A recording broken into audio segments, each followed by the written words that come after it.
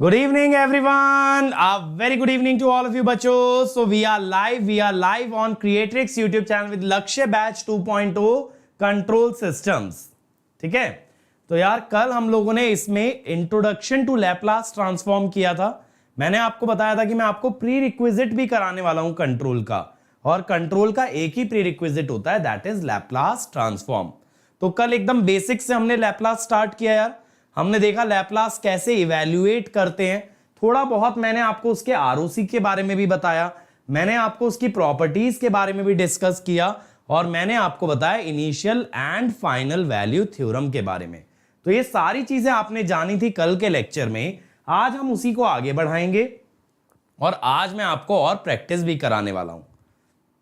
So let me first start by introducing my self.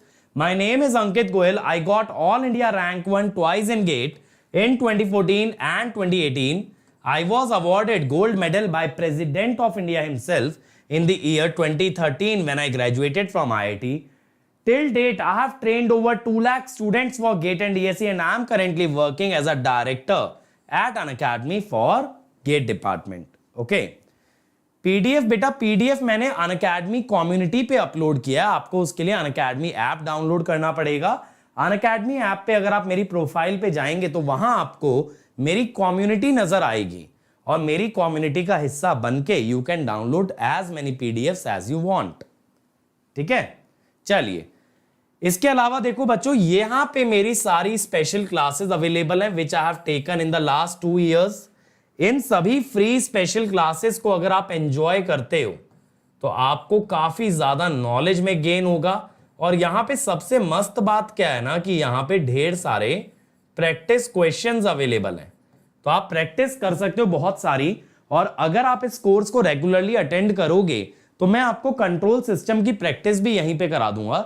जैसे जैसे एक एक चैप्टर खत्म होता चलेगा उस पर हम और ज्यादा प्रैक्टिस क्वेश्चन करते रहेंगे. ठीक है, चलो तो आते हैं बेटा वापस से लैपलास ट्रांसफॉर्म पे. तो कल काफी हद तक हो गया था, आज इस टॉपिक को वाइंड अप कर देंगे और कल से हम कंट्रोल सिस्टम का जो मेन सिलेबस है ना उसमें जंप कर जाएंगे. ब्लॉक डायग्राम्स पे मैं आ जाऊंगा. ठीक है, चलो आरओसी के बारे में बात करेंगे.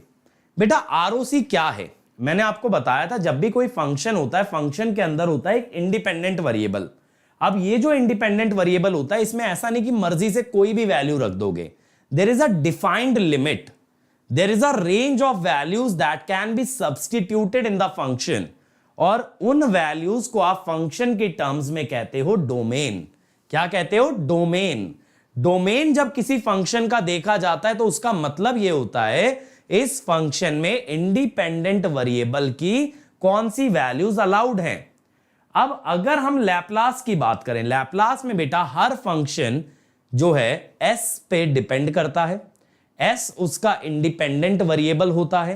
तो s की कौन सी वैल्यूज अलाउड हैं एक पर्टिकुलर फंक्शन के अंदर, उसे हम क्या बोलते हैं? ROC, region of convergence. Region क्यों बोला गया? अगर आपको याद हो कल के लेक्चर में मैंने बताया था s होता है सिग्मा प्लस जे ओमेगा. तो s के अंदर एक रियल पार्ट होता है, एक इमेजिनरी पार्ट, जिससे एक 2 डायमेंशनल प्लेन बनता है. क्या बनता है? एक 2D प्लेन बनता है. और 2D प्लेन में जब आप वैल्यूज को प्लॉट करते हो, it will look like a surface, it will look like a area, a region, इसीलिए बोलते हैं रीजन ऑफ कन्वर्जेंस. तो देखो मैं आपको बेसिक से लिखवा देता हूं. हम क्या बोल रहे हैं? Domain of a function. Domain का क्या मतलब होता है? Range of values of independent variable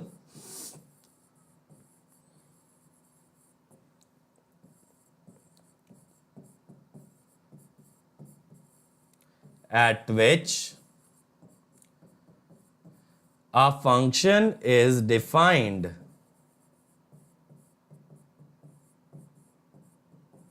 ठीक है, उसे कहते हैं डोमेन.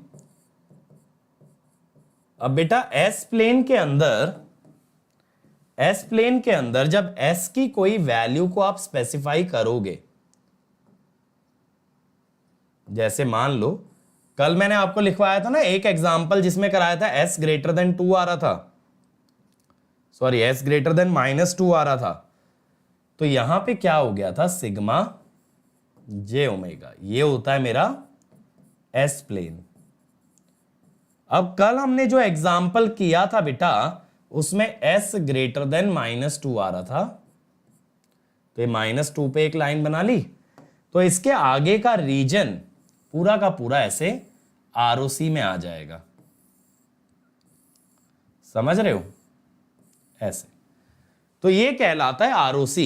ROC का मतलब होता है रीजन, एरिया, S प्लेन पे वो एरिया जिसके अंदर से S की कोई भी वैल्यू उठा के फंक्शन में डालोगे तो फंक्शन की वैल्यू फाइनाइट आएगी। ये किसका ROC था भाई, ये आपने निकाला था कल e⁻² ut 1/s+2, ठीक है। तो कन्वर्जेस का मतलब क्या होता है, यहां पे लिखा है लैप्लास ट्रांसफॉर्म कन्वर्जेस, इसका मतलब होता है गिव्स फाइनाइट वैल्यू। देखो लैप्लास ट्रांसफॉर्म एक इंटीग्रेशन से आता है, राइट।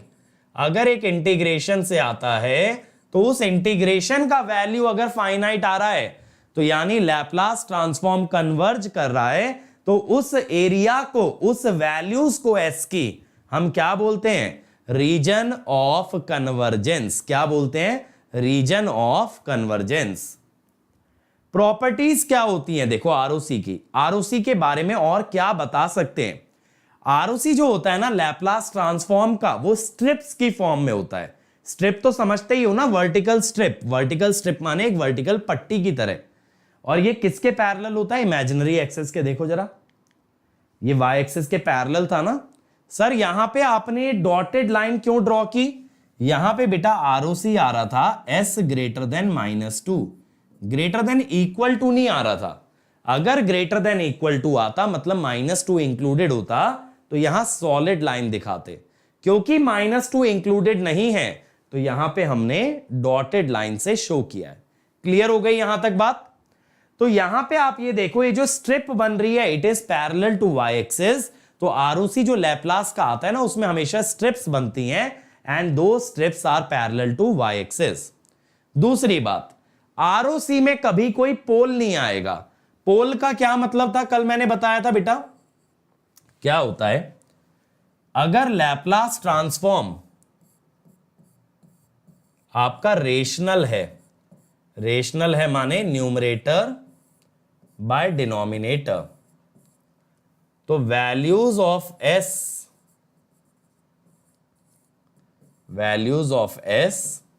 एट विच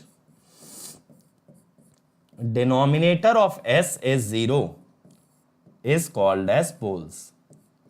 ठीक है, तो यहां पे HS क्या हो जाएगा बेटा, इंफिनिटी। तो अभी तो आपने बोला ROC का मतलब S की वो वैल्यू जहां पे आपका लैप्लास ट्रांसफॉर्म फाइनाइट आए या लैप्लास ट्रांसफॉर्म कन्वर्ज करे। अब पोल तो बेटा वो वैल्यू होती है ना जहां लैप्लास इंफिनिटी आ जाए। तो अगर लैप्लास इंफिनिटी आ रहा है इसका मतलब ये हुआ कि लैप्लास कभी भी कन्वर्ज नहीं करेगा पोल्स पे। तो पोल्स बाय डेफिनेशन ROC में आ ही नहीं सकते।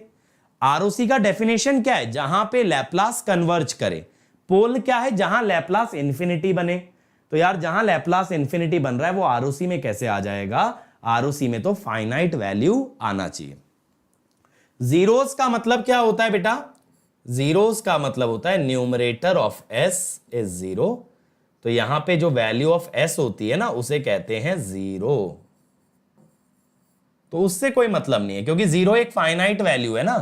तो जीरोस तो ROC के अंदर आ सकते हैं क्योंकि जीरोस पे फंक्शन क्या आएगा, 0 आएगा। 0 माने फाइनाइट आएगा। तो zeros can lie in ROC but poles can not lie in ROC।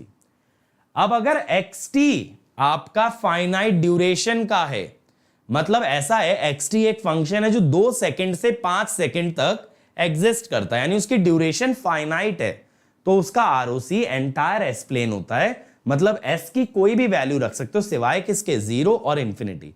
कैसे पता चलेगा 0 और इंफिनिटी, फंक्शन में डाल के देख लेना। जो लैप्लास आएगा ना उसके अंदर 0 और इंफिनिटी डाल के देखना। अगर वैल्यू इंफिनिटी आ गई तो इसका मतलब उसको हम नहीं यूज कर सकते, उसको हम नहीं यूज कर सकते। बेटा एस अगर कॉम्प्लेक्स है तो सर्कल क्यों बनना चाहिए बताओ? ऐसा कहां रूल है कि कॉम्प्लेक्स नंबर में हमेशा सर्कल बनेगा? बताओ। ठीक है, ये मेरी बात समझ में आई बेटा? अगर xt एक फाइनाइट ड्यूरेशन का सिग्नल है तो उसका आपका लैप्लास का आरओसी एंटायर एस प्लेन हो सकता है, सिवाय किसके? जीरो और इंफिनिटी के। तो ये आप डाल के चेक कर लेंगे, है ना। अब देखो अगर मैं आरओसी डिराइव करूं क्या होता है, समझना। x ऑफ s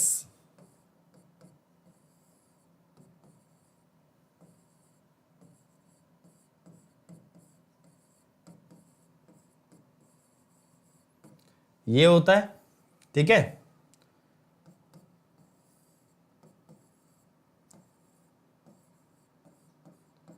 s की जगह क्या लिखोगे?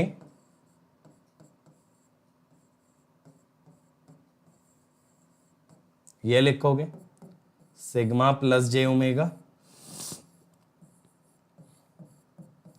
अब इसको अगर अलग अलग कर लो,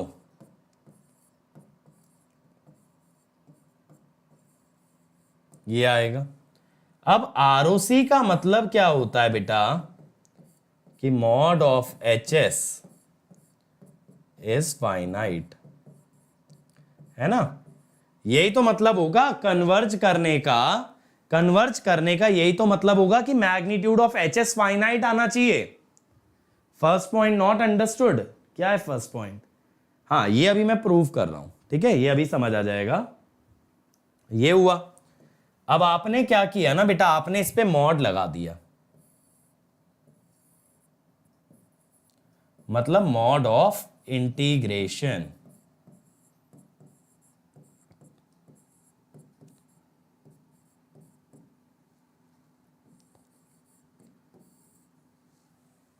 ये हो गया ना। अब मेरे बच्चों एक चीज समझो, इंटीग्रेशन बेसिकली है क्या? अगर इंटीग्रेशन का एकदम एलिमेंट्री मीनिंग समझे, बेसिक मीनिंग समझे, इंटीग्रेशन है सम, है ना। तो आप एक सम का मॉड ले रहे हो। जैसे 2 + 3 का मॉड क्या आता है? 5। 2 - 3 का मॉड क्या आता है? 1। सही है ना। अब मैं क्या कहता हूं, मैं एक आइडेंटिटी आपसे बोलता हूं, mod of sum, mod of sum is always less than equal to sum of mod. Mod of sum is always less than equal to sum of mod. Sir इसका क्या मतलब हुआ? ऐसे सोचो, जैसे मॉड ऑफ 2 - 3 ये 1 आता है ना, और mod of 2 plus mod of -3 क्या आता है? 5। तो आप ये कह सकते हो कि मॉड का जो सम होता है, सॉरी सम का जो मॉड होता है वो मॉड के सम से छोटा आता है ना। आप ये कह सकते हो ना, मॉड्यूलस ऑफ सम बराबर भी आ सकता था अगर 2 + 3 होता, तो बराबर भी आ सकता है, छोटा आ सकता है।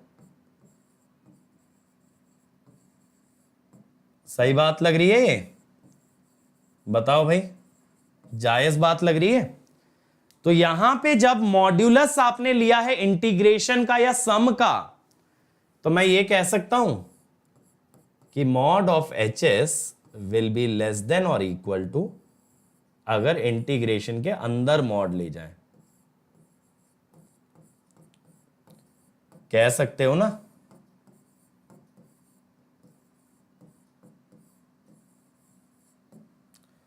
अब ये जो e की पावर -j ω t है, कॉम्प्लेक्स एक्सपोनेंशियल, इसका मॉड होता है 1। कॉम्प्लेक्स एक्सपोनेंशियल का मॉड क्या होता है भाई? 1। तो मॉड ऑफ एच एस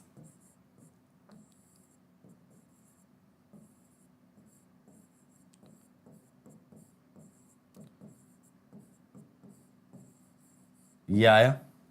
अब मैं कहता हूं अगर आप ये चाहते हो कि एच एस फाइनाइट हो तो ये इंटीग्रेशन फाइनाइट आ जाना चाहिए, अपने आप मेरा एच एस फाइनाइट आ जाएगा। अगर ये फाइनाइट है तो उसके लिए कंडीशन क्या लगा सकते हो कि ये इंटीग्रेशन भी फाइनाइट आ जाए। तो ये कंडीशन बनती है आरओसी की। तो अगर आप आरओसी में देखो तो क्या यूज हो रहा है, एस का कौन सा पार्ट, सिर्फ सिग्मा। आरओसी में कौन सा पार्ट यूज हो रहा है, एस का सिर्फ सिग्मा यूज हो रहा है। तो ROC of Laplace transform depends on sigma. Correct बात है भाई, करेक्ट बात है, सब लोग अग्री करेंगे। अब जैसे एज एन एग्जाम्पल मान लो ये आ गया सिग्मा ग्रेटर देन 2 सपोज। तो अब सिग्मा इक्वल टू 2 यानी अगर किसी का रियल पार्ट फिक्स कर दिया जाए तो वो क्या बनता है, अगर एक XY प्लेन में आप x इक्वल टू कॉन्स्टेंट देखना चाहो, x equal to constant actually क्या होता है, वो होता है वर्टिकल लाइन। सही कह रहा हूं भाई, समझ आ रही है ये बात। अगर आप देखोगे ना sigma greater than 2, sigma equal to 2 ये वर्टिकल लाइन है, तो सिग्मा ग्रेटर देन 2 इसके राइट वाला पोर्शन होगा। बात क्लियर है सबको, ये बात क्लियर है ना। सिग्मा ग्रेटर देन 2 इसके राइट वाला पोर्शन आएगा, यही तो हमने बोला वर्टिकल स्ट्रिप। बताओ भाई वंदना, अब क्लियर है, बोलो कि वर्टिकल स्ट्रिप आती है आरओसी के अंदर। वर्टिकल स्ट्रिप क्यों आती है, क्योंकि आरओसी डिपेंड करता है सिग्मा पे, and sigma equal to constant is a straight line parallel to j omega axis, है ना। तो ये बात हो गई। आरओसी जो आता है वो सिग्मा की फॉर्म में आता है, यानी straight line parallel to y axis. अब देखो आरओसी के अंदर एक दो बात और इंपॉर्टेंट होती हैं। वो क्या, कि अगर आरओसी एक राइट साइडेड सिग्नल का देखा जाए, राइट साइडेड सिग्नल माने जो टाइम एक्सिस पे किसी एक वैल्यू के आगे ही एग्जिस्ट करता है, पीछे नहीं। जैसे ऐसा मान लो कोई एक सिग्नल ऐसा है जो -2 के बाद ही एग्जिस्ट करता है, ठीक है, -2 के पीछे एग्जिस्ट नहीं करता, तो it will be called as right sided. Right sided का मतलब होता है which exist after a certain time, not before that time, not before that time. तो राइट साइडेड सिग्नल का जो आरओसी आता है ना, वो आता है right of right most pole. देखो आपके मल्टीपल पोल्स हो सकते हैं, उसमें सबसे राइट वाला जो पोल है ना, उसके आगे का रीजन बनेगा आरओसी। इमेजिनरी टर्म रिमूव कैसे हुई, क्योंकि बेटा मॉड ऑफ, यहां पे mod of e to the power j omega t 1 होता है ना। ऐसे सोचो e की पावर j ओमेगा टी को क्या लिखोगे, cos omega T plus j sine omega T, तो under root cos square plus sine square क्या बनेगा, 1। ठीक है जी, बात समझ में आई। मान लो 3 पोल हैं, एक -2 पे है, एक 0 पे है, एक 2 पे है। तो अगर सिग्नल राइट साइडेड है ना, तो उसका आरओसी 2 वाले पोल के आगे आएगा, मतलब ऐसे आएगा 2 के आगे। तो अगर सिग्नल राइट साइडेड होता है तो उसका ROC right of the right most pole होता है। ऐसे उल्टा ROC of a left sided signal, left sided माने the signal which exist to the left of certain value. जैसे ही मैंने बोला ना, सिग्नल मान लो -2 के आगे एग्जिस्ट कर रहा है, ठीक है, तो हम क्या कह रहे हैं, अगर सिग्नल -2 के पहले एग्जिस्ट करता, -2 के पीछे एग्जिस्ट करता, तो उसे क्या कहते, लेफ्ट साइडेड। बेटा कंट्रोल सिस्टम है, उसमें लैप्लास कवर कर रहे हैं ताकि आगे फिर हम कंट्रोल पे जा पाए। ROC of a left sided signal is left of leftmost pole. लेकिन पता है लेफ्ट साइडेड सिग्नल ना हमें यूज नहीं करने पड़ते कंट्रोल में। कंट्रोल में बात उन चीजों की होती है जो कि प्रैक्टिकली पॉसिबल है। देखो सिग्नल एंड सिस्टम की जो थ्योरी है ना, उसमें बहुत सारी चीजें ऐसी हैं जो प्रैक्टिकली हो सकती हैं, और कुछ ऐसी हैं जो कि सिर्फ कंसेप्चुअली एग्जिस्ट कर सकती हैं, प्रैक्टिकली उनका एग्जिस्टेंस नहीं है, लेकिन उनमें से कंट्रोल में सिर्फ वही एलिमेंट आते हैं जो प्रैक्टिकली फीजिबल है ना। इसीलिए कहते हैं control system is the study of practically realisable systems, है ना। ऐसा हवा में नहीं हो रहा, जो बन सकता है उसी के बारे में बात कर भी रहे हैं। अब ROC of both sided signal, मतलब एक तरह से जो माइनस इंफिनिटी से इंफिनिटी जाए, नेगेटिव साइड पे भी एग्जिस्ट करे टाइम के, और पॉजिटिव साइड पे भी एग्जिस्ट करे, तो यहां पे आरओसी आता है स्ट्रिप बिटवीन टू पोल। किसी दो पोल्स के बीच की स्ट्रिप बन जाती है। स्ट्रिप तो समझ रहे हो ना, जैसे -2 से 2 के बीच में एक ऐसे वर्टिकल स्ट्रिप बन गई, तो that will be the ROC. Clear है? चलो अब जरा ये देखो, the Laplace transform and it's ROC for a signal. आप मेरे बच्चों एक चीज देखिएगा, ये राइट साइडेड है, यूटी है ना, यूटी का मतलब t ग्रेटर देन 0 पे एग्जिस्ट कर रहा है, और ये वाला आपका लेफ्ट साइडेड है, u ऑफ -t। अब जब दो सिग्नल बेटा एडिशन में हैं, तो हम कहते हैं इनका पहले लैप्लास निकालो, और उस लैप्लास का आरओसी क्या होगा, intersection of the two ROC. Well done Sushil बेटा, a very big congratulations to you बच्चे। अगर आप इतना अच्छा परफॉर्म किए जस्ट इस चैनल से पढ़ के, तो it speaks a lot about the kind of hard work you would have done. आज की डेट में पता है क्या बच्चों, रिसोर्सेज की कमी नहीं है, सुशील जैसे हार्ड वर्कर्स की कमी है। रिसोर्स सारा खुला पड़ा है, लेकिन क्या बच्चा उस रिसोर्स का यूज कर पाएगा, ये सिर्फ बच्चे पे डिपेंड होता है।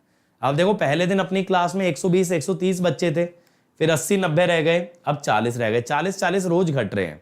तो इससे क्या पता चल रहा है कि सीरियस रहने वाला क्राउड बहुत कम है, और जो बच्चे सीरियस रहते हैं ना, वही इवेंचुअली रैंक लेके आते हैं। ये जो बच्चे टहलते रहते हैं ना यूट्यूब पे, आज इधर तो कल उधर, ये बच्चे फिर ऐसे ही रह जाते हैं। चलो देखें, देखो पहले इसके बारे में बात करते हैं, फर्स्ट सिग्नल के, क्योंकि ये तो मैंने आपको पढ़ाया। इसका लैप्लास क्या है, इसका लैप्लास 3/s+1, ठीक है। अब देखो, अगर आप ऐसे लेते तो ये आता 2/s+1, लेकिन पता है आपने क्या लिया, आपने -t की जगह t लिया और t की जगह -t, यानी टाइम रिवर्सल। यहां पे कंडीशन ये होती s ग्रेटर देन -1, यहां पे s की जगह -s आया,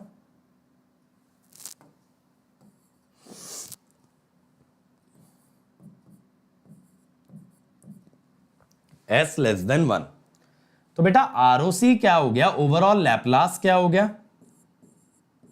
लैप्लास हो गया 3/1 + s + 2/1 - s, ये हुआ। और आरओसी दोनों का इंटरसेक्शन, एक कह रहा है -1 से बड़ा, एक कह रहा है 1 से छोटा, -1 से बड़ा और 1 से छोटा, तो कौन सा आएगा देखो जरा। मेरे हिसाब से ए आएगा, डिनोमिनेटर में s² -1 बन जाएगा ना, एक s+1 है, एक s -1 है, तो डिनोमिनेटर में तो s² -1 ही बनेगा। समझ में आई बात?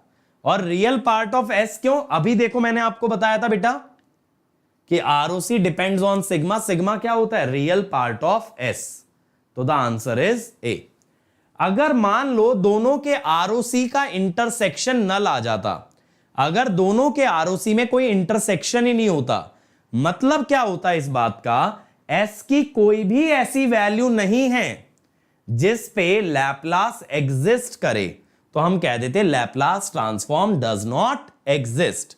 फिर हम कह देते लैप्लास एग्जिस्ट ही नहीं करेगा, कोई भी ऐसी वैल्यू नहीं है।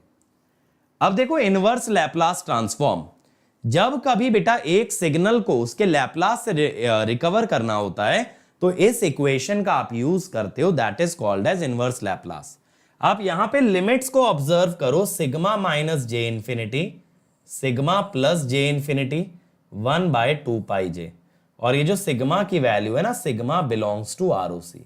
यहां जो भी सिग्मा की वैल्यू आप डालोगे दैट बिलोंग्स टू आरओसी। लेकिन पता है प्रैक्टिकली कभी ऐसा करना नहीं पड़ता, कभी इस इक्वेशन का प्रैक्टिकल लेवल पे आपको यूज करना नहीं पड़ता, बल्कि पता है क्या होता है, होता ये है प्रैक्टिकली कि हम लोग ना लैप्लास ट्रांसफॉर्म को पहचान के उसका इनवर्स लिखते हैं। तो हम क्या कह रहे हैं, जब प्रैक्टिकल बात होती है, practically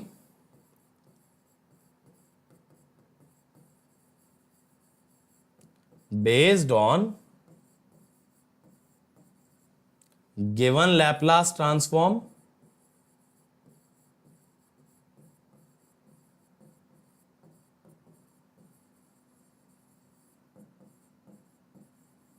and its ROC, we directly write inverse.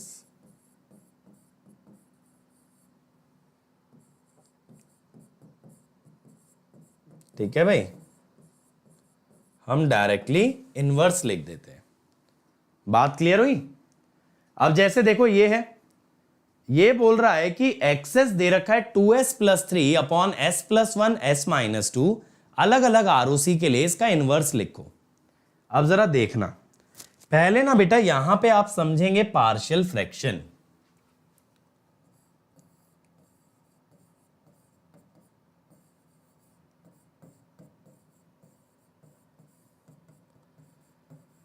तो यहां पे क्या होता है, डिनोमिनेटर में जो टर्म्स आती है ना, उसकी टर्म में रिजॉल्व करने के मेथड को हम कहते हैं पार्शियल फ्रैक्शन।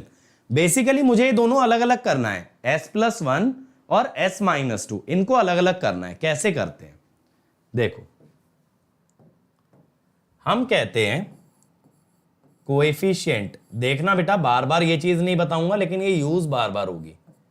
s प्लस 1, इसमें ना s प्लस 1 हटा के बचा हुआ फंक्शन, उसमें s की वैल्यू को -1 डाल दो। कैसे डाला -1? s प्लस 1 को 0 करके। s प्लस 1 हटाया क्यों? क्योंकि s प्लस 1 को अगर 0 कर देते तो ये इंफिनिटी नहीं चला जाता। तो s प्लस 1 को हटा लो, बाकी में s की वैल्यू -1 डालो। कितना आएगा बताओ जरा? -2 प्लस 3 यानी 1, तो -1/3। ये लॉजिक समझ आया भाई? अब s माइनस 2 को हटा लो, s माइनस 2 को हटा लो तो s प्लस 1 बचेगा। s माइनस 2 को हटाया तो क्या डालोगे? s को 2 डाला तो 7/3, 7/3। तो पता आप एक्सेस को कैसे लिख दोगे? 7/3 s माइनस 2 -1/3 s प्लस 1, ये आया 7/3 s माइनस 2 -1/3 s प्लस 1, यही तो बनेगा। अब बात है डिफरेंट आरओसी का क्या मतलब है सर? यहां देखो जरा, इस इक्वेशन के दो पोल नजर आ रहे हैं, एक -1 और एक 2। पोल डिनोमिनेटर से देखते हो ना, तो डिनोमिनेटर से देखो, दो पोल नजर आ रहे हैं, एक -1 और एक 2।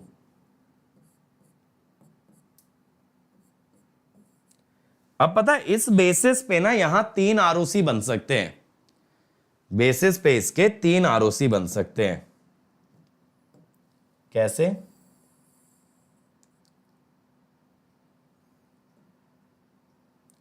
एक तो ये हो गया। अरे वीडियो का लिंक सेव करके तुम खुद अपने हिसाब से बना जो लिया करो यार, स्ट्रक्चर इतना तो कर ही सकते हो, एक एक्सेल शीट में भर लो लिंक्स, ठीक है ना। चलो यहां पे 3 आरओसी कैसे बनेंगे? एक बनेगा देखो ये -1 से पीछे वाला, एक बनेगा ये -1 से 2 वाला, एक बनेगा 2 से आगे वाला 3। अब ये 3 अलग अलग आरओसी के लिए मुझे क्या बताना है? टाइम का फंक्शन। तो पहला आरओसी है मेरा -1 से पीछे,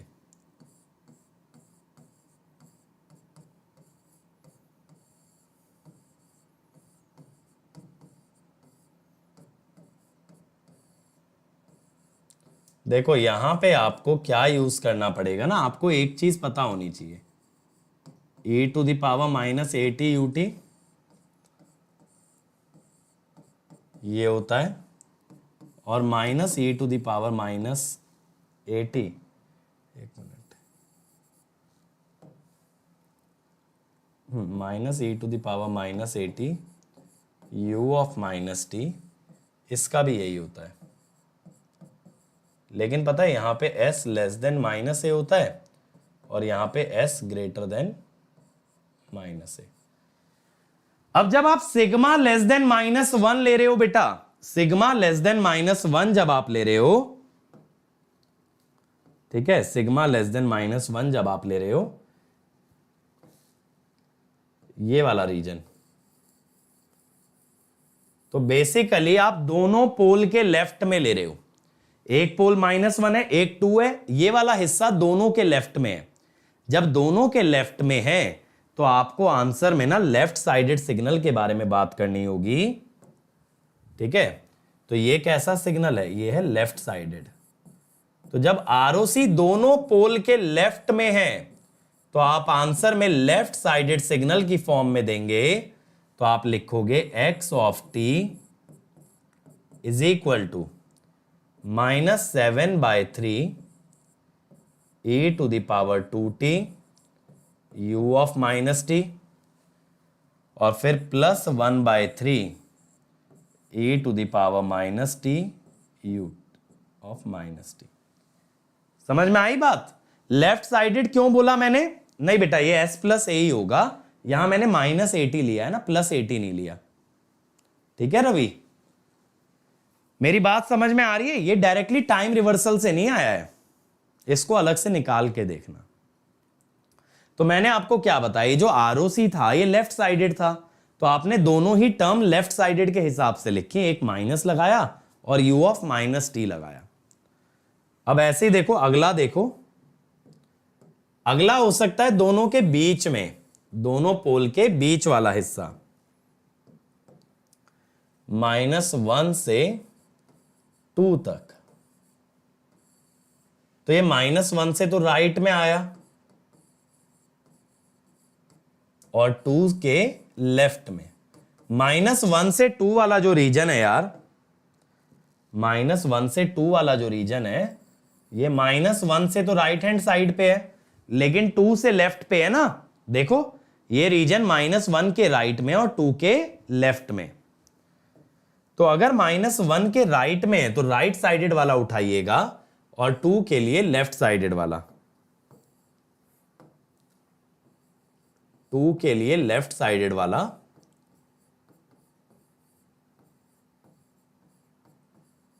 ये उठाया, और -1 के लिए राइट साइड वाला, तो ये माइनस ही रहेगा,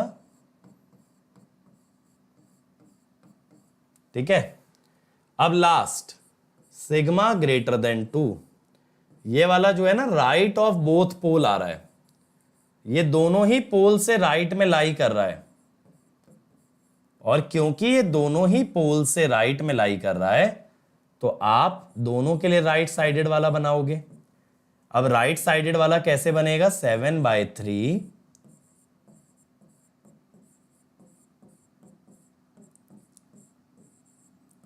आ गई बात समझ कि u ऑफ t वाला उठाना है या u ऑफ माइनस टी वाला उठाना है, यह आरओसी पे डिपेंड करेगा। इसका मतलब क्या हुआ बेटा, एक ही लैप्लास ट्रांसफॉर्म के मल्टीपल इनवर्स हो सकते हैं, या एक ही लैप्लास ट्रांसफॉर्म के मल्टीपल टाइम डोमेन के फंक्शन हो सकते हैं, लेकिन कौन सा फंक्शन होगा यह डिपेंड करता है आरओसी पे। तो हम ये कहते हैं ROC makes the Laplace transform unique. ROC है जो यूनिकनेस प्रोवाइड करता है, अगर आरओसी ना हो तो कई फंक्शन का सेम लैप्लास होता है ना। हम क्या कह रहे हैं, लैप्लास ट्रांसफॉर्म क्या है, मैनी टू वन फंक्शन है, कई सारे फंक्शन का सेम होता है, but Laplace transform plus ROC ये 1 to 1 है। बात समझ में आई? बात समझ में आई? ठीक है। अब जरा एक क्वेश्चन देखो, unilateral Laplace transform of F T is 1 bye s square plus S plus 1. What is the transform of T F T? Unilateral का क्या मतलब होता है? देखो अभी तक मैंने आपको लैप्लास माइनस इंफिनिटी से इंफिनिटी बताया ना, इंटीग्रेशन. यूनिलेटरल में जीरो से इंफिनिटी करते हैं, बस ये फर्क होता है. बट लैप्लास में हम उतना डिटेल में नहीं जा रहे क्योंकि ये कंट्रोल सिस्टम है, सिग्नल नहीं. सिग्नल होता तो और ज्यादा इस पे चर्चा करते. अभी अपना काम क्या? अभी अपना काम है लैप्लास में उतना एफिशिएंट हो जाना जिससे हमारे क्वेश्चंस बन जाएं. करेक्ट? चलो बनाओ इसको फटाफट. आपको कल मैंने ये प्रॉपर्टी बताई थी भाई. क्या बताया था कल प्रॉपर्टी में? कि जब टी एफ टी की बात आती है तो इसका लैप्लास होता है minus D by D S of F S. तो अगर इसका डेरिवेटिव लें भाई, इसको ना ऐसे सोचो जैसे 1 बाय एक्स का कर रहे हो. 1 बाय एक्स का क्या होता है? माइनस 1 बाय एक्स स्क्वायर है ना. तो पहले तो माइनस 1 बाय एक्स स्क्वायर ही कर लो और फिर जो ब्रैकेट के अंदर टर्म है उसका डेरिवेटिव ले लो, 2s प्लस 1. तो d आ गया, खत्म है ना. d आएगा. जो लोग b बता रहे हैं ना वो लोग ये माइनस भूल गए हैं, वो लोग यहां पे माइनस भूल गए हैं तभी b बता रहे हैं. तो ध्यान रखो यार, प्रॉपर्टीज काफी ज्यादा इंपॉर्टेंट है. अगला देखो, for the function x t x s is given by, ये एक्सेस दे रखा है. What are the initial and final values of x t? करिए भाई.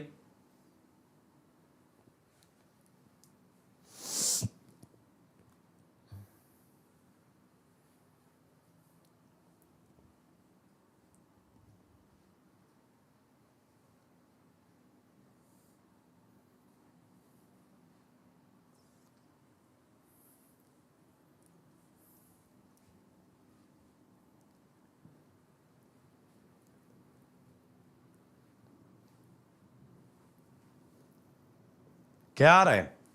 0 एंड माइनस 1. देखें तो इनिशियल वैल्यू के लिए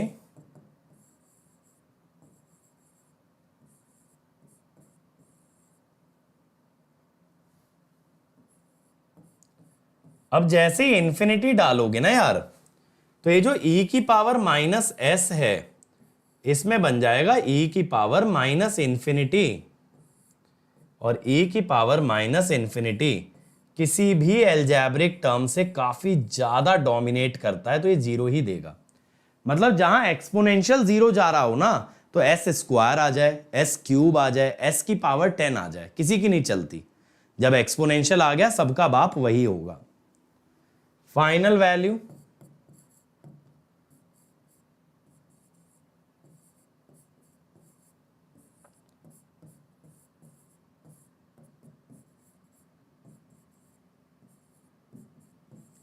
अब e की पावर माइनस एस अगर 0 रखोगे तो 1 बनेगा.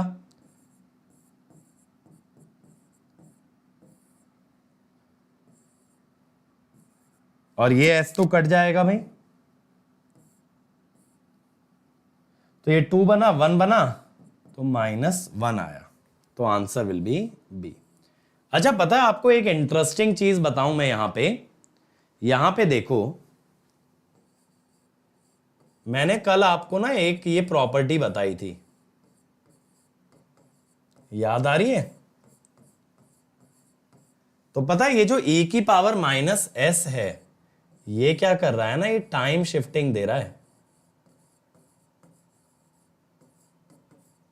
ऐसे ही सोचो e की power minus S T not से, तो एक्चुअली ना ये फंक्शन टाइम शिफ्टेड है 1 से, और ये 1 से टाइम शिफ्टेड है इस कारण से यहां पे ना स्टार्ट्स फ्रॉम 1, इसीलिए तो 0 पे वैल्यू 0 आ रही है क्योंकि ये फंक्शन चालू ही 1 से हो रहा है. सोच के देखो लॉजिकली बेटा, अगर ये 1 का टाइम शिफ्ट दे रहा है 1 से, अगर ये राइट शिफ्ट कर दे रहा है 1 से राइट शिफ्ट कर देने का मतलब है कि ये फंक्शन एक्चुअली 1 से स्टार्ट होगा. अगर ये 1 से स्टार्ट होगा तो 0 पे वैल्यू क्या देगा? 0 देगा, क्योंकि 1 से पहले होगा ही नहीं.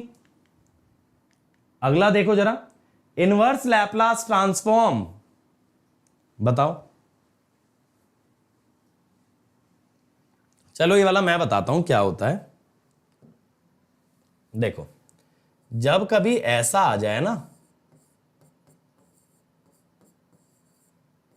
ये नीचे देखो पोल रिपीट हो गया, इसको हम क्या बोलेंगे, S equal to -1 is pole of order 2।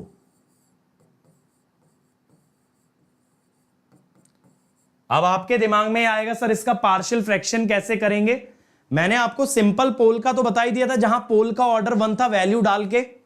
अगर एक से अधिक ऑर्डर का पोल आ जाए तो देखो, सबसे पहले कोएफिशिएंट ऑफ 1/s+1 का स्क्वायर इज इक्वल टू, इसको पूरे को हटा लो, s+3 और s की जगह डाल दो -1, तो ये आ गया 2।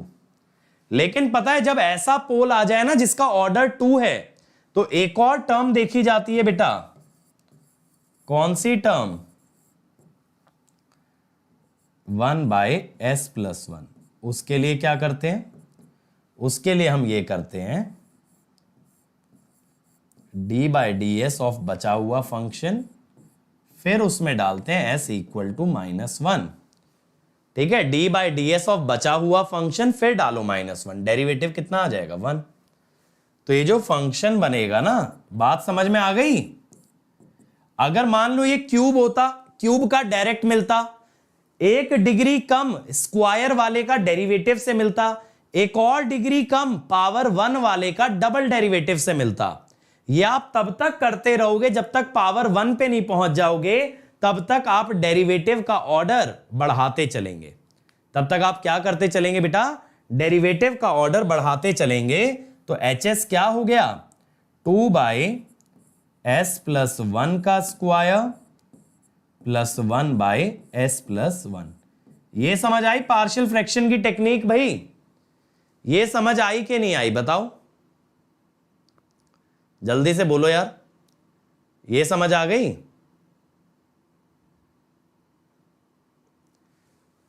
तो अगर ये क्लियर हो गया तो अब इनको हमें HT में लेके जाना है यार। 2/s+1 का स्क्वायर, ये तो समझ आ रहा है डायरेक्टली कि ये t⁻⁻t हुआ होगा, क्योंकि पता है क्या होगा, e⁻−t का 1/s+1 बनेगा, और जब आप इसमें t और मल्टीप्लाई कर दोगे ना तो ये डिफरेंशिएट हो जाएगा। समझ रहे हो बात को? डिफरेंशिएट होके ये बन जाएगा, और प्लस ये तो है e⁻−t ut, तो answer will be A. Clear हुआ हायर ऑर्डर का कैसे लेना है? हायर ऑर्डर का पार्शियल फ्रैक्शन क्लियर हुआ? यहां पे बेटा देखो, इस टाइप का डायरेक्ट क्वेश्चन अगर आएगा सिग्नल में आएगा, लेकिन पता है कंट्रोल में इतनी जगह पार्शियल फ्रैक्शन यूज होगा कि आपको पार्शियल फ्रैक्शन सीखना बहुत जरूरी है बेटा। माइनस नहीं आएगा, यहां पे देखो ना, यहां पे आप क्या लिखोगे, -d/ds और 1/s+1। 1/x का डेरिवेटिव -1/x² होता है, तो ये ऑटोमेटिकली 1/s+1 का स्क्वायर बन गया। माइनस क्यों लगा रहे हो? ठीक है बेटा, कौन सी सीरीज की बात कर रहे हो सुप्रियो? यहां मैं आपको पूरा सब्जेक्ट पढ़ा रहा हूं बेटा, इस चैनल पे पूरा क्रैश कोर्स दे चुका हूं, समझ रहे हो? अभी रिवीजन का कोई सेंस बनता है अप्रैल में, जबकि गेट एग्जाम कम से कम नहीं तो 9 महीने दूर है। जब रिवीजन का टाइम आएगा रिवीजन भी कराएंगे भाई। चलो अब ये देखो, xt can be evaluated by taking the inverse Laplace transform of x s. X s ये दे रखा है, real part of s is greater than 0। आपको इनवर्स लैप्लास बताना है।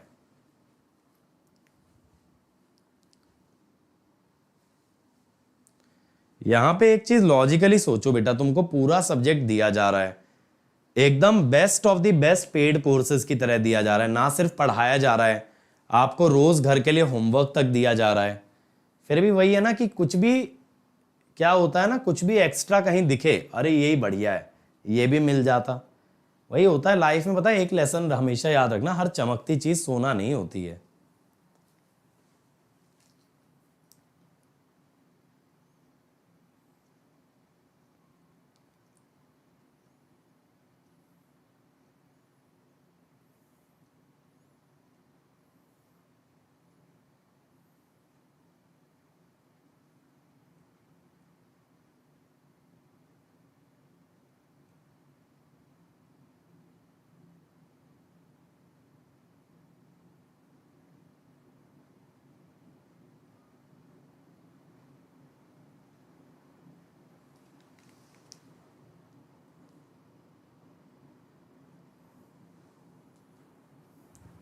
आया भाई आंसर? यहां पे एक चीज नोटिस करो बेटा, न्यूमरेटर की डिग्री डिनोमिनेटर से ज्यादा है, तो पता है आपको डिवाइड करना पड़ेगा। कैसे करोगे ना, देखो इसको ऐसे कर लो एस क्यूब, या चलो इसको डिवाइड ही कर लो प्रॉपर तरीके से।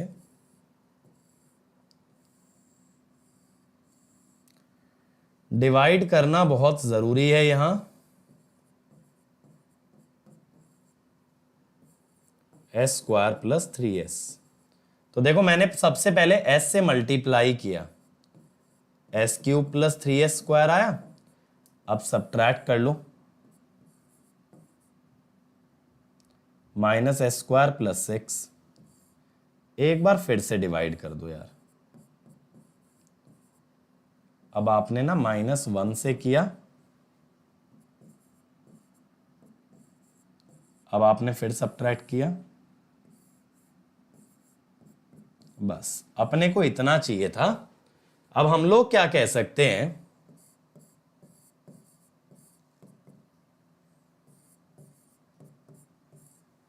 s-1 और फिर plus 3s plus 6 s plus 3।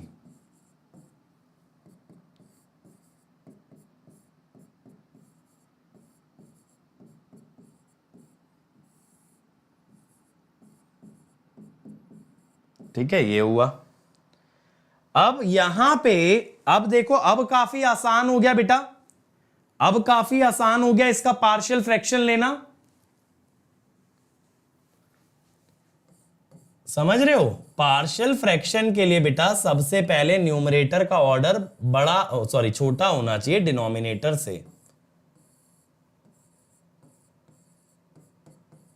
अब देखो s का अगर कोएफिशिएंट चाहिए तो 0 डालोगे ना, s को 0 डाला तो 3 आया, ये 2 आया।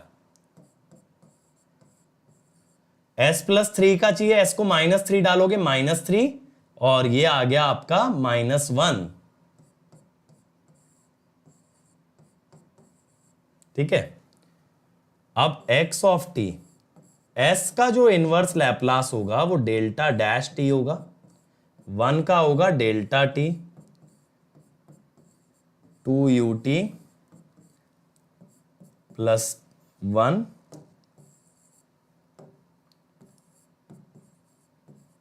e की पावर -3t ut। ठीक है, तो delta dash t d। Clear हुआ? ये बताओ, ये क्लियर हुआ? न्यूमरेटर का ऑर्डर ज्यादा था तो पहले डिनोमिनेटर से डिवाइड करो, ऐसा फंक्शन बनाओ जहां न्यूमरेटर का ऑर्डर कम हो, फिर पार्शियल फ्रैक्शन लगाओ। अब मैं उम्मीद करता हूं आपको पार्शियल फ्रैक्शन भी समझ आ रहा होगा। अगला देखो, Laplace transform of function ft shown in the figure is, delta dash माने डेल्टा का डेरिवेटिव। देखो जैसे d by D T of x T का लैप्लास आता है एस एक्सेस, तो डेल्टा का लैप्लास है 1, तो डेल्टा के डेरिवेटिव का लैप्लास क्या होगा, s इंटू 1 यानी कि s। ठीक है भाई प्रियांशु, चलो भाई फटाफट बना दो भाई इसको।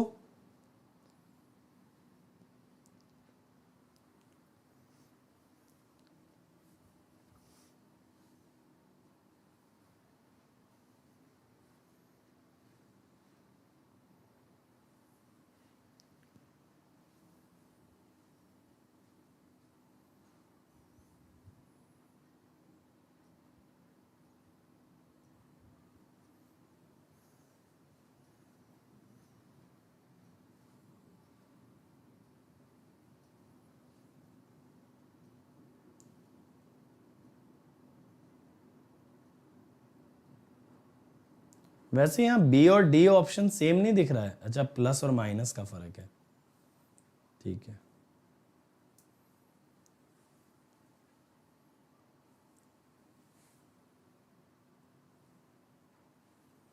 पता है यहां पे देखो कैसे कर सकते हो ना, शॉर्टकट मैं आपको बताता हूं, पूरा निकालने मत चल देना अगर ऐसा सवाल एग्जाम में आ जाए।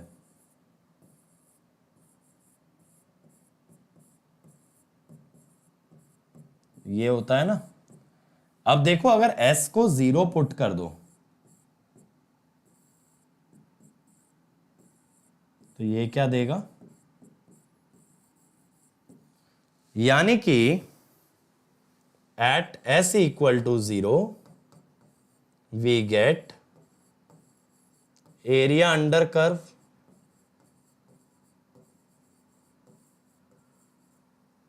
सही बात है। एरिया कितना है इस कर्व का, t/2 t/1,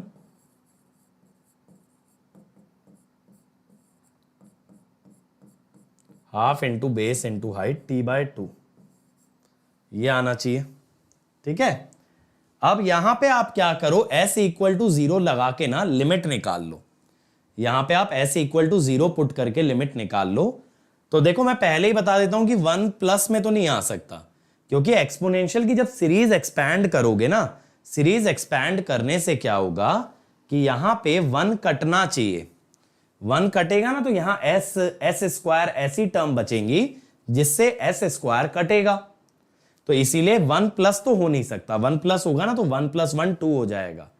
तो यहां पे अगर ये 1 कैंसिल हो गया तो यहां बचेगा -0.5s, फिर -0.5s का स्क्वायर बाय 2 फैक्टोरियल, और फिर उससे एस स्क्वायर हमारा कैंसिल हो जाएगा।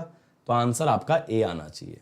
चेक कर लेना, ठीक है, एक बार चेक कर लीजिएगा। अगला देखो यार, 5 sin 2πt ut -1। देखो मैं आपको यहां पे एक चीज बताता हूं, साइन ओमेगा टी ut का जो लैप्लास होता है ये होता है omega by s square plus omega square. लेकिन ये ध्यान रखना बेटा, साइन का नहीं होता, साइन ओमेगा टी ut का लैप्लास निकालने के लिए ना इन फंक्शंस में साथ में u होना बहुत जरूरी है, ठीक है। ये आया। अब देखो जरा, अब आप कहोगे सर इसमें क्या है, इसमें टाइम शिफ्टिंग लगा दो, यही तो बोलोगे सर इसमें क्या ही है, इसके अंदर टाइम शिफ्टिंग लगा दो। लेकिन उससे पहले ना बेटा इसको टाइम शिफ्टिंग की फॉर्म में लाना पड़ेगा। मैं कहूंगा x of t is 5 sin 2π t -1। मैंने 2π बेसिकली सब्ट्रैक्ट कर दिया साइन में से, साइन में से मैंने 2π सब्ट्रैक्ट कर दिया। 2π ऐड या सब्ट्रैक्ट करने से ट्रिग्नोमेट्रिक फंक्शन की वैल्यू नहीं बदलती। तो अब आप लिख सकते हो बेटा, आपको ओमेगा दिख रहा है 2π,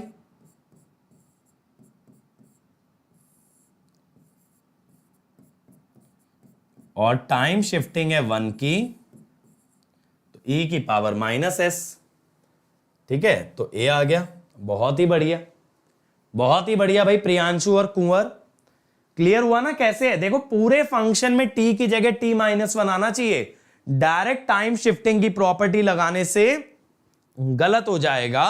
पूरे फंक्शन में आपका t की जगह t -1 आना चाहिए, ये बात याद रखिएगा, ठीक है। अगला देखो जरा, ये inverse Laplace transform of the function. चलो इसको रिजॉल्व करो भाई पार्शियल फ्रैक्शन में फटाफट से। Inverse Laplace transform of the function, come on everyone. और देखो कल से हम लोग ब्लॉक डायग्राम वाला चैप्टर स्टार्ट करेंगे, ट्रांसफर फंक्शन वाला, ठीक है। अब आपका मैंने लैप्लास रिवाइज करा दिया अच्छे से, अब ट्रांसफर फंक्शन में चलेंगे हम लोग।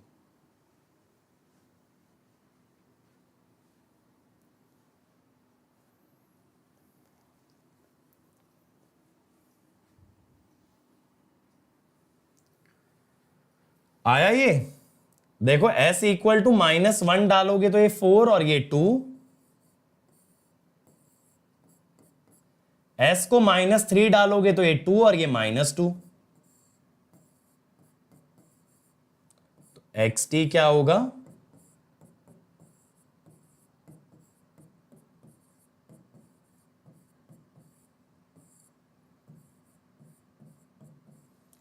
ठीक है, तो ए आ गया, answer will be A. Initial and final values of the function, initial and final values of the function,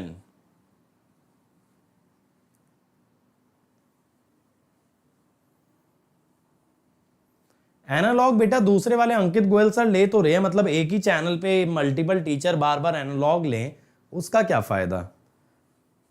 analogue में वो स्पेशलाइज्ड है तो वो ले रहे हैं। अभी पता है डिमांड बहुत रहती है एनालॉग की, लेकिन लेने लगेंगे ना तो बच्चे आते नहीं यार। मैं इतना जानता हूं, एनालॉग देख के बड़ा लगता है कि करना है, बट उसके लिए ना मोटिवेशन जुटाना, उसे ढंग से करना, वो पॉसिबल नहीं है। यूट्यूब पे क्राउड ही नहीं आएगी। इसीलिए मैं प्लस पे भी एनालॉग साल में एक ही बार लेता हूं यार, क्योंकि मुझे पता है ना बार बार बच्चे भी अटेंड नहीं करते हैं। बताओ भाई इनिशियल और फाइनल वैल्यू,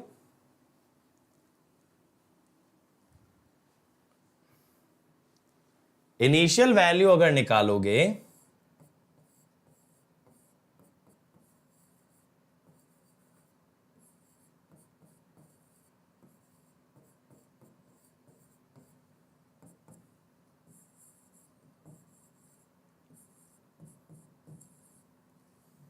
क्या होगा यहां पे, a s square plus a s sine theta plus b s cos theta by s square plus a square plus 2as। अब देखो पूरे को ना न्यूमरेटर और डिनोमिनेटर में से एस स्क्वायर कॉमन निकाल लो यार, तो a 1 plus a by s sine theta plus b by s cos theta, s square common ले लिया है मैंने, 1 plus a square by s square plus 2a by s. अब देखो एस स्क्वायर, एस अगर इंफिनिटी को जा रहा है, एस अगर इंफिनिटी को जा रहा है तो 1 बाय एस क्या होगा, 0 होगा, तो a बाय एस भी 0 हो गया, b बाय एस भी 0 हो गया, ये भी 0 हो गई सारी टर्म, तो ये आया a sine theta, a sine theta. और अगर फाइनल वैल्यू चाहिए, फाइनल वैल्यू,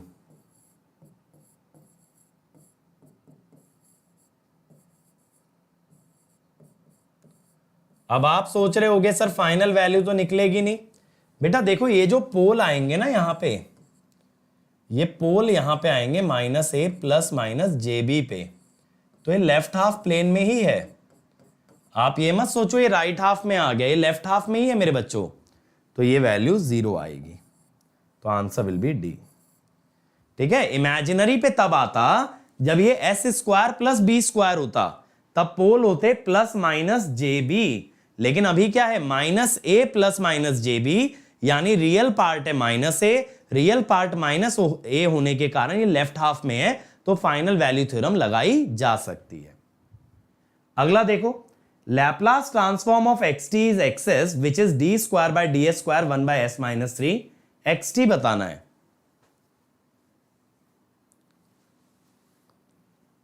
बहुत इजी है बेटा,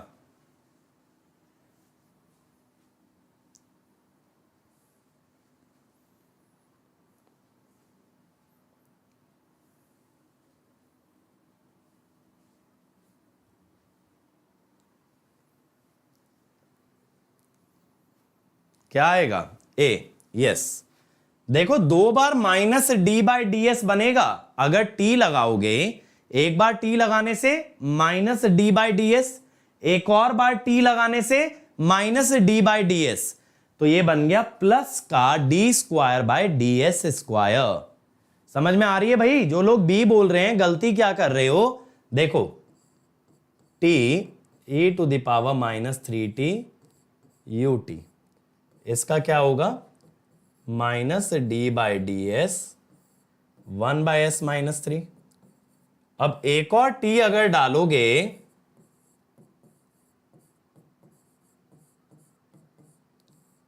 तो माइनस माइनस प्लस हो जाएगा, एक और माइनस d/ds आएगा।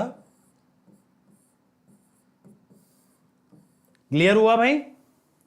चलो लास्ट क्वेश्चन भाई, लैपलास ट्रांसफॉर्म दे रखा है, इनिशियल और फाइनल वैल्यू बतानी है, बताइए। लैपलास ट्रांसफॉर्म दे रखा है, इनिशियल और फाइनल वैल्यू नहीं स्वयं बेटा, मैं अभी प्लस पे तो नहीं लूंगा कंट्रोल, प्लस पे मेरा आगे का पूरा शेड्यूल मैं दे तो चुका हूं। अब इसके बाद नेटवर्क लूंगा, फिर machine, power system, power electronics, measurement. अभी EMFT ले रहा हूं। चलो बताओ इसको, F0 एंड F इंफिनिटी क्या होगा?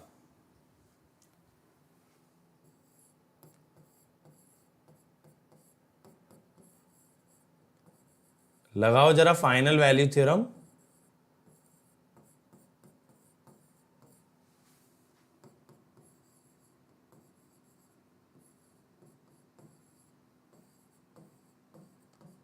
और देखो पहले की तरह ना फिर s² से डिवाइड कर दो यार, तो आपका ना ऊपर से बचेगा 2, नीचे से 1, तो ये 2 आ गया। तो वैसे ही एक ही ऑप्शन दिख रहा है मुझे यहां। फाइनल वैल्यू थ्योरम भी यहां लग सकती है, कोई भी पोल इमेजिनरी पे नहीं है, ना ही राइट हाफ में है, तो ये 0 आएगा। बी यही आ रहा है, बहुत बढ़िया, बी। ठीक है, क्या कह रहे हो? e⁻3t, हाँ +3t तो आएगा, s-3 है। ठीक है भाई, अब देखो ये आप लोगों का असाइनमेंट है, इसके आंसर कीज गिवन होंगे, तो आप ये असाइनमेंट सॉल्व करेंगे बेटा। कोई भी डाउट आता है आप टेलीग्राम पे डिस्कस कर लिया करो, डाउट आपस में डिस्कस कर लिया करो, नहीं हो पाए मुझे टैग कर दिया करो, ये आंसर कीज भी है। और देखो ध्यान रहे बेटा, ये जो अनअकैडमी का 20% ऑफ का ऑफर है, ये सिर्फ कल तक वैलिड है बेटा। आपको सभी सब्सक्रिप्शन पे 20% ऑफ मिल रहा है। और इस समय पे अगर आप देखें तो विशाल सर डिजिटल ले रहे हैं, सिग्नल ले रहे हैं, मैं EMT ले रहा हूं, है ना, और मेरा अगला सब्जेक्ट नेटवर्क आने वाला है। तो बेटा आपको बेस्ट ऑफ द बेस्ट सारे सब्जेक्ट मिलेंगे और सब कुछ स्ट्रक्चर्ड वे में मिलेगा। बस आपको यह ध्यान रखना है, you have to join Unacademy simply using the code Ankit ESE। ठीक है, और देखो हम लोग आपके लिए टेस्ट सीरीज भी लॉन्च किए यार, टेस्ट सीरीज आप अटेम्प्ट कीजिए। इसमें टॉपिक टेस्ट है, सब्जेक्ट टेस्ट है, मल्टी सब्जेक्ट टेस्ट है, मॉक टेस्ट है, सारी चीजें ना आपको एक ही जगह पे मिल रही हैं। तो आप इस पे भी, अगर ये वैसे ही बहुत मिनिमम प्राइस है बेटा, लेकिन इस पे भी अगर अंकित ESE कोड लगाते हो, you will get further discount. और देखो आपके लिए हमने प्लस और आइकॉनिक में बेटा नोट्स भी लॉन्च किया है। ये नोट्स आपके टॉप एजुकेटर्स ने क्यूरेट किए हैं। These are some of the best books in the market. और ये जो बुक्स है हमने ना आपके लिए चैप्टर वाइज ब्रेक कर दिए ताकि आपको पढ़ने में आसानी रहे, टॉपिक को ढूंढने में आसानी रहे। यहां हर टॉपिक के बाद सॉल्व्ड एग्जाम्पल दिखाए हैं ताकि आप समझ पाओ क्वेश्चन कैसे करने हैं। हर चैप्टर के एंड में प्रैक्टिस क्वेश्चन दिए ताकि आप प्रैक्टिस करके खुद को एनालाइज कर पाओ। कभी भी कहीं से भी एक्सेस कर सकते हो, ऐप पे अवेलेबल है, और कॉलेज जाते हुए, ऑफिस जाते हुए, वापस आते हुए। और ये प्लस और आइकॉनिक के लिए अवेलेबल है बेटा। तो बस आपको क्या करना है ना, ज्वाइन करते वक्त कोड लगाना है अंकित ESE। ठीक है, अदर देन दिस देखो आपके लिए हम लोग फिजिकल नोट्स भी लॉन्च किए हैं, और ये नोट्स आइकॉनिक सब्सक्राइबर्स के लिए 1 ईयर या उससे ज्यादा पे। तो अगर आप 1 साल या उससे ज्यादा का सब्सक्रिप्शन लेते हो ना, तो आपके घर पे नोट्स डिलीवर कराया जाएगा। और ये लेटेस्ट बैच है यार जो स्टार्ट हुआ है, जिसमें मैंने EMT स्टार्ट किया है, सिद्धार्थ सर ने एनालॉग स्टार्ट किया, रेड्डी सर ने आपका नेटवर्क स्टार्ट किया। तो आपको 3 ऑफ द बेस्ट फैकल्टीज से पढ़ने मिल रहा है, इसीलिए जल्दी से जल्दी आ जाओ भाई, ताकि ये बैच में आपका मिस ना हो जाए, है ना। और आप देखो यार, इस बार अनअकैडमी ने इलेक्ट्रिकल इलेक्ट्रॉनिक्स में इतना वंडरफुल रिजल्ट प्रोड्यूस किया है। First rank, 6th rank, 7th rank, 9th, 10th, 21, 31, 36, 62, 68। Specially electrical में ना बेटा अंडर 10 रैंक्स में 6 रैंक हमने निकाली हैं। ठीक है, कैसे? फर्स्ट पे 1 बच्चा है, 6th पे 2 बच्चे हैं, फिर इसके बाद हमारा 1, 6, 6 और शायद से 9, 10, 10 ऐसा है। इस टाइप से हमारे 6 रैंकर्स हैं इस बार टॉप 10 के अंदर इलेक्ट्रिकल में। तो इस तरह का रिजल्ट आपको अनअकैडमी से मिल सकता है, लेकिन आपको उसके लिए अनअकैडमी आना पड़ेगा। बेस्ट एजुकेटर्स के साथ मेहनत करनी पड़ेगी and you can be here next year. और देखो अनअकैडमी ज्वाइन करना है ना तो बेटा हमें आइकॉनिक लेना है। आइकॉनिक के अंदर आपको एक पर्सनल कोच मिलेगा जो खुद एक टॉपर होगा। ये पूरा टाइम टेबल बनवाएगा, स्टडी प्लान, कैसे पढ़ना है, कब पढ़ना है, कितना पढ़ना है। टीचर्स आपको गाइड करेंगे in the study booster session. आपको टेस्ट एनालिसिस मिलेगा जहां आपको समझ आएगा आपकी स्ट्रेंथ वीकनेसेस। स्टडी मटेरियल मिलेगा जो घर पे डिलीवर कराएंगे। डेडिकेटेड डाउट इंस्ट्रक्टर जिनसे 1-to-1 कॉल पे आके डाउट पूछ सकते हो। अगर नहीं अफोर्ड कर पाओ तो प्लस के लिए जाना बेटा, यहां लाइव और रिकॉर्डेड क्लास मिलेंगी। हर संडे टेस्ट होगा, सारे कोर्सेज स्ट्रक्चर्ड होंगे। कॉम्प्रिहेंसिव कोर्स के साथ crash course, rank improvement batch, test series, सब कुछ मिलेगा। लेकिन जितना कुछ प्लस वालों को मिलेगा वो आइकॉनिक के लिए इंक्लूडेड है, बट आइकॉनिक वालों को जो एक्स्ट्रा फैसिलिटीज दी जा रही हैं these are not a part of plus. और देखो जब आप ज्वाइन करते हो अनअकैडमी तो बेटा आपको ध्यान रखना है, कोड लगाना है अंकित ESE, और depending upon your target year आप 1 ईयर या 2 ईयर का सब्सक्रिप्शन ले लो बेटा। कल रात तक आपको 20% ऑफ मिल रहा है, इस ऑफर को जाने मत दो, ठीक है? क्योंकि अब इस तरह के ऑफर ना अनअकैडमी से निकलवाना बहुत टफ हो गया है। मैनेजमेंट मानती नहीं है, इतना फाइट करके, इतना बोल करके आपके लिए ऑफर निकलवाते हैं। अब ऑफर मिस कर दोगे फिर बोलोगे सर कब आएगा, तो बेटा मैं उसकी गारंटी नहीं दे पाऊंगा। और ये मेरा टेलीग्राम चैनल है, यहां पे मैं लगातार आपको नोट्स का लिंक प्रोवाइड करता हूं, ठीक है? और यहां आपको सारे इंपॉर्टेंट अपडेट सबसे पहले सबसे सटीक वे में दिए जाते हैं। अनअकैडमी ज्वाइन करोगे तो एक और फायदा है बेटा, जितना चाहोगे उतना डाउट पूछ सकते हो। आपको बस डाउट का फोटो क्लिक करना है, अपनी ब्रांच को मार्क करना है, जैसे इलेक्ट्रिकल या EC। आप लैंग्वेज बताओगे किस लैंग्वेज में वीडियो सोल्यूशन चाहिए, आपको वीडियो सोल्यूशन दिया जाएगा। अच्छा लगे तो थम्स अप दे देना, नहीं अच्छा लगे तो थम्स डाउन देके आप रिव्यू करा सकते हो, ताकि हम उससे बेटर सोल्यूशन आपको क्रिएट करके दे पाए। और अगर कोई भी क्वेरी अपनी जर्नी से रिलेटेड, अनअकैडमी से रिलेटेड, ऑफर से रिलेटेड, तो इस नंबर पे कॉल करना ना भूलें। और कोड याद रखें बेटा अंकित ESE, ये कोड आपका एकमात्र सहारा है गेट की जर्नी में। So thank you everyone, like share subscribe कर दीजिए और फिर मिलते हैं बेटा, हम लोग कल मिलते हैं सेम टाइम सेम प्लेस, और कल से कंट्रोल सिस्टम का पहला यूनिट तैयार करेंगे। अब आप कंट्रोल सिस्टम के लिए जितना फंडामेंटल चाहिए था वो तैयार कर चुके हो, अब मौका आ गया है कि कंट्रोल सिस्टम में डाइव किया जाए। Let's crack it.